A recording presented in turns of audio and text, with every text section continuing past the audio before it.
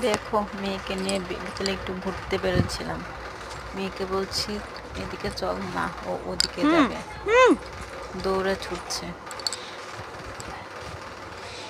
তারপর যখন বারবার ডাকছি ওখানে আবার দৌড়ে চলে আসছে। দেখো ও কেমন দুষ্ট হয়েছে। এই দেখো আবার চলে যাচ্ছে ওইদিকে, বারবার ডাকছি, ও উল্টো আমাকে ডাকছে।